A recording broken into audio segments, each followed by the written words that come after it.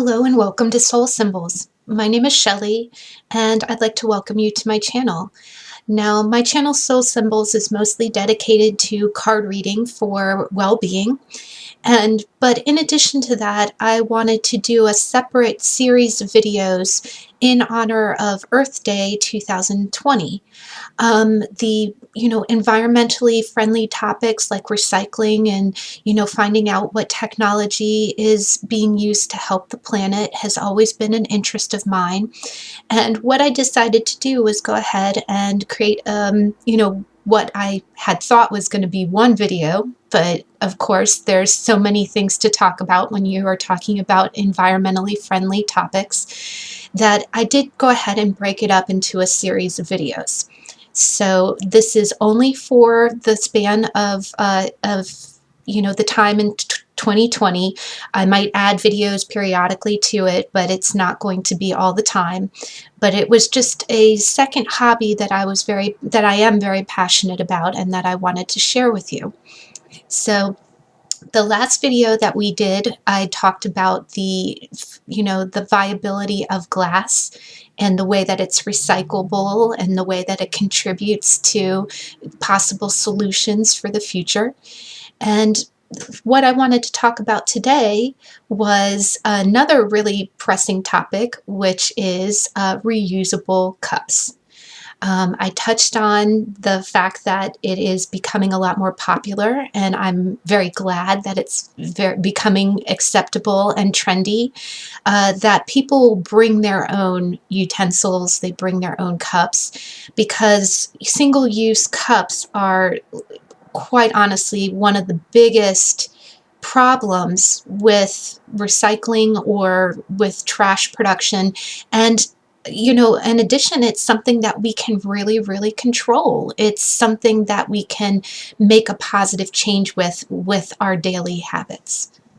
And so, as I mentioned in the previous video on glass, I am a big advocate of glass.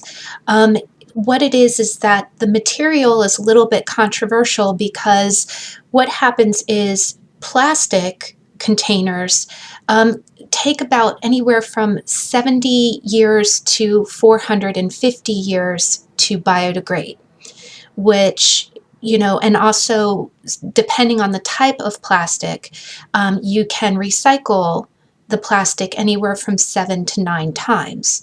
And if you get a chance to watch the video on fossil fuels and plastic, and then there are also many wonderful videos here on YouTube that talk about where our plastics come from. But given the scale, plastics are, on a time frame, the fact that they biodegrade at all is a good thing. But glass has been a little bit villainized, because what happens is it takes glass just like sand. Sand is little pieces of glass, and if you watched the last video, you saw glass takes about 1,000,000 years to biodegrade, which I know on the timeline of things we'd think, oh, okay, plastic is better, right? But the problem that we're running into is that plastic can be recycled hopefully 7 to 9 times. But if you look at your containers, it might say 40% recycled plastic, right? We're still pulling fossil fuels to make up that other 60%, and we're not recycling as much as we should, right? And glass, even though it doesn't biodegrade, it doesn't go back into the ground until after 1,000,000 years, it is infinitely recyclable. It doesn't have a cap on the number of times you can recycle it, and it can be used for different purposes. So I touched on that in the last video, if you get a chance to watch it. So in that instance, as long as the glass is not tempered, as long as it's not Pyrex, because what that is it's plastic, and plastic touches everything, insulating the glass to make it unbreakable. If you use regular drinking glasses, unfortunately, also classify as tempered. So, but if you find a container that's recycled glass and not tempered, and what I did is I found a container that is glass, and what I do is I use it for my water. and it's a recycled glass. It's non-tempered. It comes in a sleeve that I can remove it from the sleeve and put the glass into the washer. I have two of them. They both have bamboo tops, which is bamboo is a renewable resource. It's one that we're starting to turn to more often. You'll see more like things like reusable razors and toothbrushes. You'll see them being made of bamboo. But I use the glass every single day, and what I do is I fill it up with water, and then after a few days or after a day or so, I rotate it out. I use one or the other, and I continually to wash it, and it's saved. It's replaced my single-use habit of relying on plastic bottles for water. So what you would do is to replace the plastic habit, and using our glass bottles, you can fill up your glass bottles with water that's dispensed. And it's wonderful that we have the technology today that is very easy to do. And you can do that one of several ways.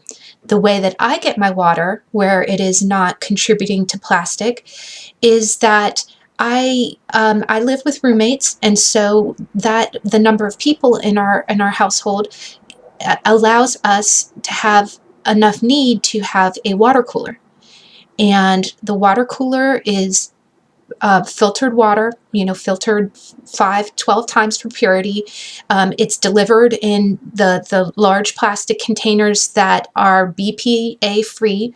Once we put it on a filtration stand that we keep clean or that we can replace. And what it is that once the water is done, you give the water, the plastic water bottle back, and what it will do, they'll take it back, sanitize it, reuse it again. So, and then inevitably, so you're saving 395 plastic bottles from the landfill every year.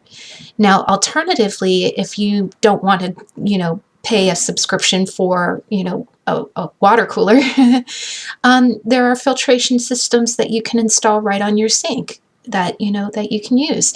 Alternatively, you have water filtration systems that are large containers that you store in your refrigerator, and you pour tap water in and it filters it through a filter. You can replace those filters. You can clean the container. You can eventually, I don't know if you could recycle the container eventually, but that still saves the daily plastic bottles from the landfill, which is our goal, right? It's still a lot less impact than having that water bottle every day.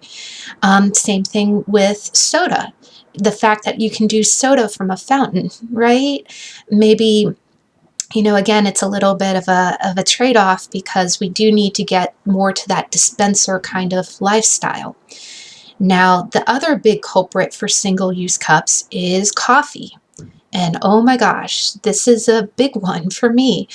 And I spoke in the fossil fuels video about how plastic, and we've talked about it in this video as well, plastic can only be recycled 7 to 9 times. So when you look at a coffee cup, the lid is plastic, so that's in the, either recycled 7 to 9 times, or, anywhere from 70 years to 450 years to biodegrade.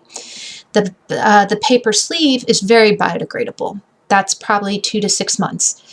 Now, the cup itself, that one is a bigger animal, because the cup itself is likely to be lined with either some type of wax or some type of plastic. And the plastic is the culprit, right? Plastic touches everything. The other thing is you got a hot liquid going into that one-time cup. So instead, bring your own mug. Since I've started this, I took an environmental course at my local college, non-credit. Since I've been learning more and revisiting this, and in my goal to make the change to be better, I've started bringing reusable cups to my coffee place. And this could be any place. It could be a mainstream coffee place. Every single coffee chain that I've seen allows you to bring in your own mug, which is wonderful. And it actually gives you a 10-cent discount or some kind of incentive for doing that. They sell coffee mugs that you can buy. And the beauty of it is that, you're not only saving that cup from the landfill, is that you are also contributing to your own health as well. A lot of paper cups are lined with polyethylene, and it's like, do you want that in your system? You know, even if it's in small amounts. One other thing that you need to look at, and you know, and again, this is to be solutions for both health and environment, because we go hand in hand. We're not separate from nature. We're a part of nature. Anytime you put, for instance, you know, anytime you use the single-use K-cups, and unfortunately, you'll see that in the news. K-cups are filling up landfills. They're not recyclable. And the other disadvantage is, if you look at the plastic, that's, if you watch the video that I did on fossil fuels, that's a fossil fuel. And just like you, when you look at, if you're in a parking lot and you see a pool of water that has some kind of gas or something in it, you know, it has a kind of a rainbow sheen to it. Not to freak anybody out, but if you've ever used a K-cup or one of those single-use coffee discs, if you look at the top of your coffee, it has the same rainbow sheen. And again, our livers can filter out a lot, but it is basically putting a very minute amount of plastic in what you're drinking. So to save that, you can use a reusable cup, like a ceramic cup, a porcelain cup. It doesn't even have to have a lid. I have a cup that I've started, and I've been very adamant. I'm like, okay, for one whole month, 30 days straight, I'm not going to allow myself to have a one-use cup. I'm going to bring my BYO. I'm going to bring my own. And a few times I didn't even have a cup that had a lid, and it worked fine. It didn't spill. It was fine. And the other beauty of that is that, you know, we've had ceramics long enough, you've had porcelain mugs long enough to know that it's not going to have that same effect. It's not going to put particles of something in your drink. And so, and that's not to scare anyone, that's just to be real. We're being real in these videos, right? We're keeping it real. But that's, you know, that's something to consider. You know, that's yet another incentive to make the change, right? It's not only keeping it out of the landfill, it's keeping it out of you. Now, lastly, in the coffee field, if you do not want to have to go to the big coffee chain and pay $5, $3 every day, because that adds up too, you can have a coffee maker at home. You know, those are expensive. They pay for themselves, whether it be espresso or just a regular coffee. It is encouraged that you keep it stainless steel, because again, same thing. You got hot liquid going through plastic tubing, just on a you know, health you know, scheme there.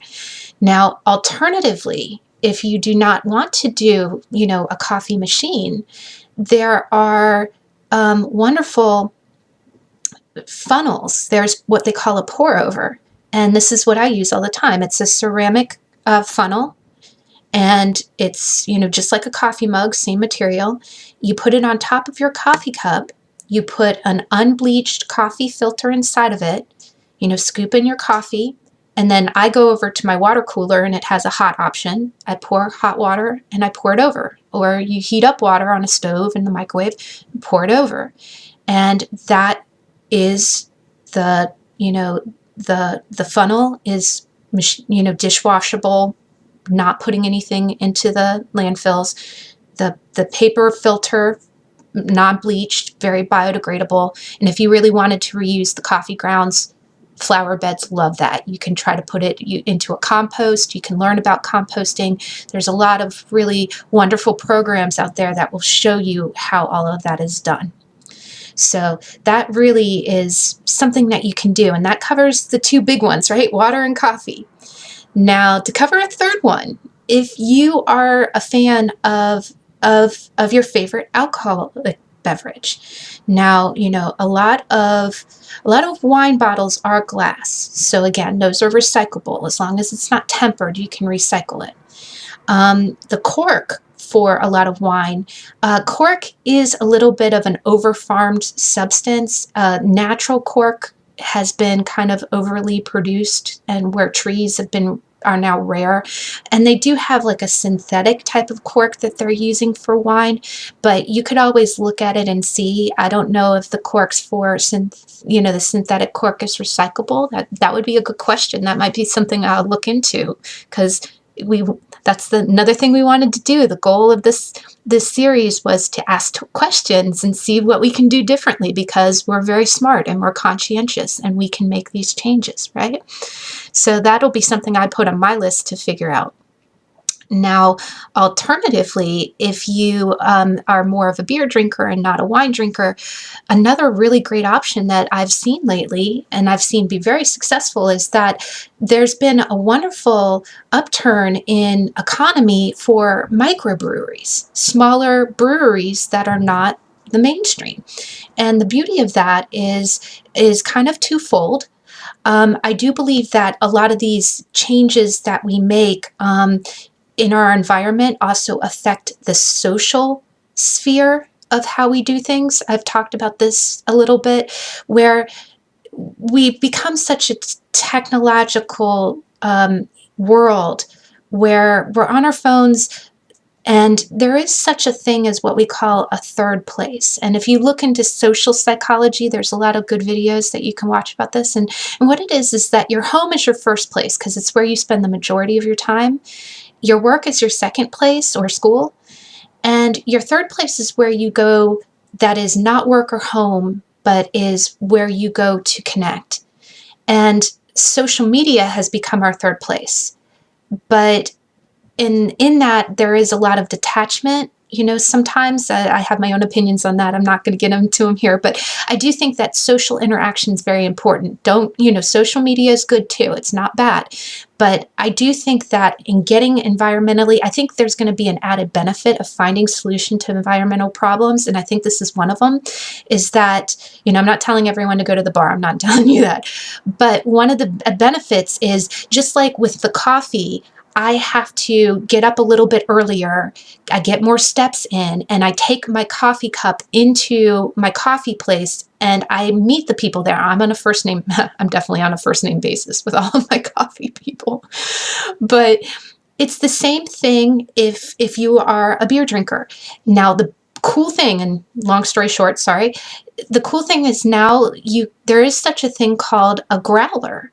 A growler is a glass bottle that holds about 4 servings of a drink. And I know you might need a few of them. It's going to, again, making these changes is not going to be easy nor convenient, but it makes a world of difference. And honestly, again, it's changing the habit. I had to get used to getting up early and walking inside and not going through the drive-through, right? I had to give up some convenience to make this work, to always use my reusable coffee mug. Same thing, right? Same soup. But if you do have a favorite microbrewery, and there's so many of them now, which is great. That's a wonderful thing for the economy, by the way. They have glass bottles called growlers. And what it is the growler, and again, it shouldn't be much bigger than a big growler, because from what I've been told, and I've talked to people about this, if it's bigger than 4 servings in a growler, then the beer can get flat. Or if it's like a porter, it doesn't get flat as fast. But either way, what you do is you bring the reusable glass bottle in. It's disinfected. They'll steam it or run really hot water, and they'll refill it for you. And that saves, a lot of, it saves waste. Now, of course, a lot of alternatives is that a lot of other beverages come in glass that's recyclable. Aluminum takes about 50 years to biodegrade, which isn't the worst, and it is also recyclable. But that is an alternative, to put it out there. That's something that you can do, and it might contribute to your third place. Again, a lot of this change is positive in the social sense, because it gets you out and gets you connected with people. And my also big goal too is that I've gotten over feeling self-conscious about it. I don't care if I look stupid, if I'm, bringing in my own utensils, if I look like I'm camping out of my purse. But the funny thing is that half of these changes don't look that strange. There's people walking in with the reusable cups all the time, and that's a positive aspect of of this, you know, it's socially acceptable. It's, you don't look strange. You're helping the environment. You're doing the right thing, right? But that is a few ways that you can cut down on the reusable, you know, containers, the single-use cups. And again, you know, as we go along, we'll talk a little bit more about like food and packing lunches and things like that. So we'll get to that eventually. But I hope that you can join me. I am going to be posting these videos periodically, in addition to my regular tarot reads. And so I hope you can join me. This is a continuing series, and I'll see you in the next video. Bye.